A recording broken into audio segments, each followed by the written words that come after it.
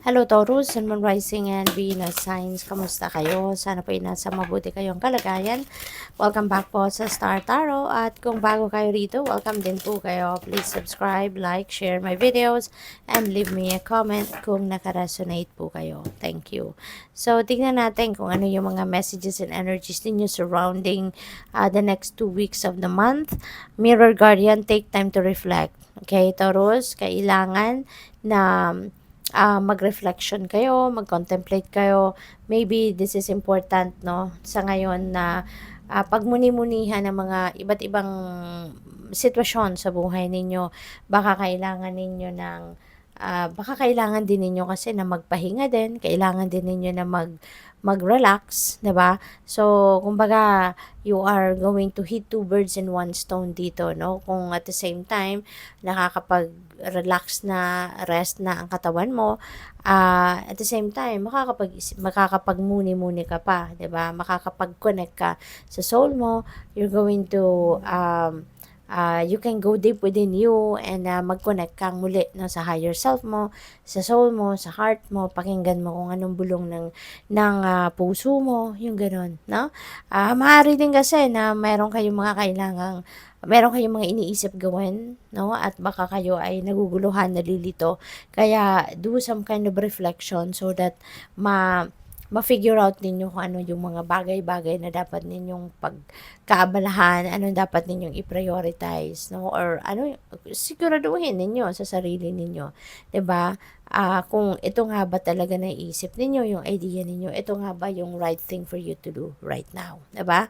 So, tingnan natin kung ano pa ang mga messages para sa iyo, Taurus. And maraming salamat, no, for subscribing. And if you haven't subscribed yet, subscribe na po kayo. Thank you.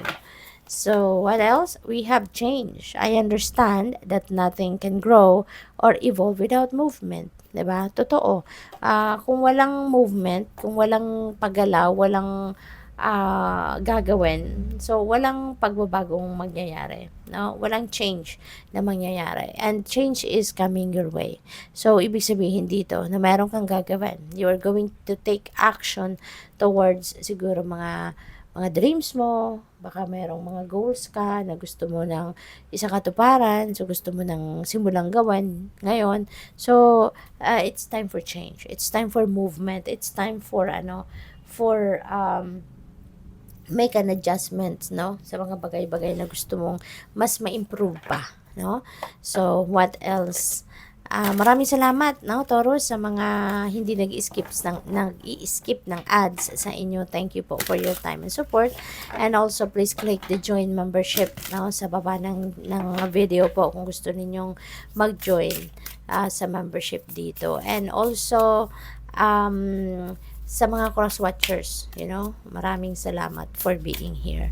So, we have 9 of Wands, Taurus. Yung parang parang napapagod na kayo, parang nag-iisip kayo dito, nagtataka, no, more of nagtataka ang iba siguro sa inyo na, teka lang, parang nagawa ko ng lahat, no, nagamit ko na, na-exhaust ko na lahat kasi nakatayo na lahat ng wands, meron ka nalang isang wand na hawak-hawak, at parang siguro iniisip ninyo, nagawa ko ng lahat, no, pero bakit hindi ko pa rin nararating ang tagumpay? Bakit nandito pa rin ako? Parang siguro ang iba sa inyo sasabi ninyo sa sarili na na-exhaust ko na ang lahat, all my resources, the time, energy, effort, diskarte, nagawa ko na, pero parang wala pa rin nangyayari, So, maaring ang iba sa inyo dito nakakapag-isip na parang ayoko na, no? Ayoko na, parang hindi ko na to kayang gawin, no? Kasi parang wala pa rin eh. Hindi mo pa rin nakukuha yung success. Hindi mo pa rin nakiklaim, no, yung victory. Kumbaga, kaya merong kino-consider ang iba siguro sa inyo na susuko na kayo. Yung titigilan nyo na kung ano man yung pinagkakaabalahan ninyo. But you know what, si Nine of Wands, this is an invitation para sa inyo, no, na wag kang this is a message sa iyo na wag kang titigil. Do not surrender. Okay? Do not give up. Don't surrender. Kasi hindi lang ito yung hindi lang ito yung hangganan mo. Okay? You still have a room for growth, no? Papunta ka na number 9 ka na. Ang ending nito is 10, diba? Nandoon na dapat yung tagumpay mo. So, kumbaga, one step forward na lang, diba? Ang kailangan mong gawin at magtatagumpay ka na. Ma-achieve mo na kung ano man yung mga bagay na gusto mong ma-achieve. Kaya, wag kang susuko. Okay, Taurus, wag kang susuko, wag kang mag-give up. Kung ikaw ay napapagod na, magpahinga ka lang. Kung ikaw ay nahihirapan, humingi ka ng tulong. 'Di ba? There are solutions, no, sa kung ano man ang hirap na nararanasan mo or na-experience mo sa ngayon. But hindi ibig sabihin na nahihirapan ka na, napapagod ka na, isusuko mo na ang laban. 'Di ba? Kasi unang-una, sayang, 'di ba, ng mga effort na ginawa mo, resources na ginastos mo, yung time na binuhos mo diyan, sayang.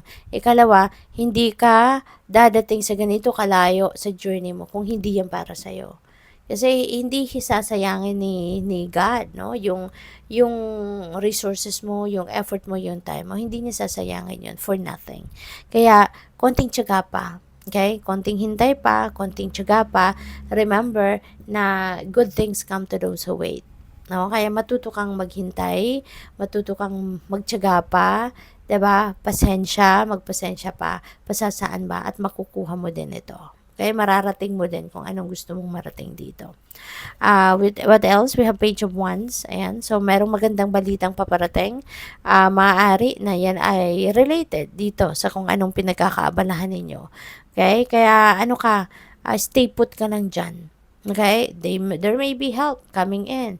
Kung wala mang kusang tumulong sa'yo, then reach out to people na sa tingin mo makakatulong sa'yo. Reach out to those people na sa tingin mo will be supportive of you. 'Di ba? Hindi masamang humingi ng tulong. Okay? Alalahanin ninyo yan.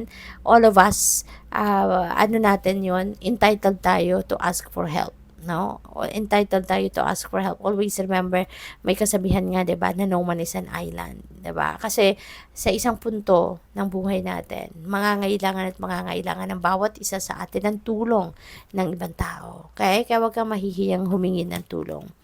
We have two of cups, see? You are going to meet someone new dito na maaring siya makakatulong sa iyo. Maaring siya ang magiging suporta, no, na tulong sa iyo. 'Di ba? When you are taking action, nagsisipag ka, nagtsatsaga ka para makamit mo yung mga pangarap mo. The divine is going to help you. Is going to support you in any way, shape, or form. And in this case, no, with the two of cups, merong someone dito that will be aligned towards you, no? Will be aligned towards your path. At itong taong ito makikilala mo, ang taong itong dadating sa buhay mo is going to play a significant role dito sa kung ano man ang ginagawa mo. Meron taong makakatulong sa iyo. No?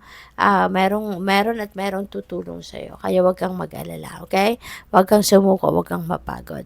So this could be someone new, no, na dadating sa buhay mo.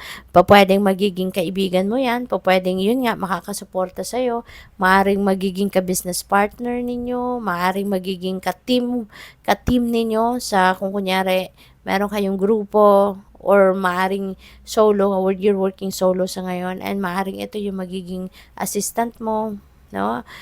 Pwede rin na romantic partner ito. Pwedeng magiging romantic partner mo to who's going to be very supportive of you, no? So, someone new is coming in, no? And you are going to develop also a very beautiful relationship with this person, no? Kung sino man itong dadating. What else? We have temperance energy. Ayan. So, this is about patience. Okay? So, paalala ito sa iyo, Taurus, na magpasensya ka pa. Okay? Learn to wait, learn to be patient, and maaari na kailangan mong ibalanse ngayon ang inyong sitwasyon. Ibalanse yung buhay mo. Okay? Para hindi ka, maaari kasi na yung pagod na nararamdaman mo, it's because nandoon na lang yung focus mo sa kung ano man itong pinagkakaabalahan ninyo. Maaring ganon. Kaya kayo napagod na, no, ng bonggang-bongga, because maybe you don't even have time to rest. You don't even have time to rejuvenate and recuperate, 'di ba? Sa pagod. Kaya pwedeng physical exhaustion ito, no? So, learn to take care of yourself din, while you are taking care of kung ano man itong venture ninyo or ano man itong ginagawa ninyo, trabaho ninyo, aalagaan mo din ang sarili mo. Ibigyan mo din ng panahon ng sarili mo na maging maganda din ang pakiramdam. Okay? Para hindi kayo masyadong naaaligaga, hindi kayo magka-cramming, hindi kayo kakabahan, no? Kung nasa balanse ang lahat. The Empress, wow. So, there is a mother figure dito na very supportive of you.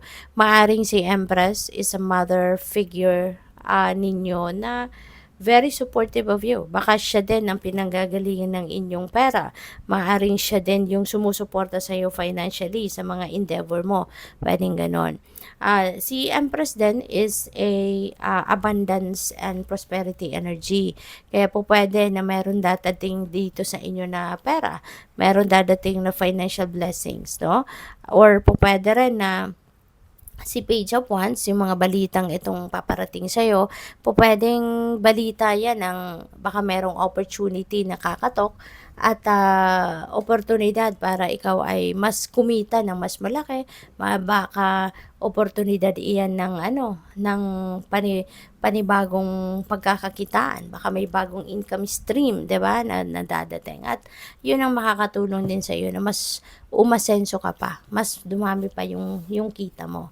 So, ay sorry po.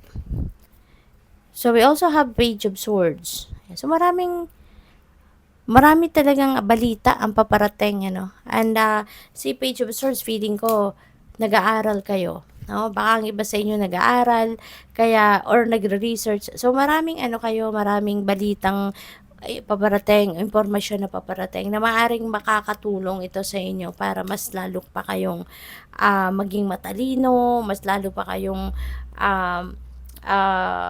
mag-expand pa yung knowledge ninyo, mag-expand pa yung studies ninyo, yung parang gano'n, na makakatulong sa inyo na mas maging magaling kayong dumiskarte, mas maging magaling kayo sa pag-approach, no, sa business ninyo or sa kung ano man ang inyong ginagawa, no? Good luck po. Thank you for watching. Love and light. Namaste.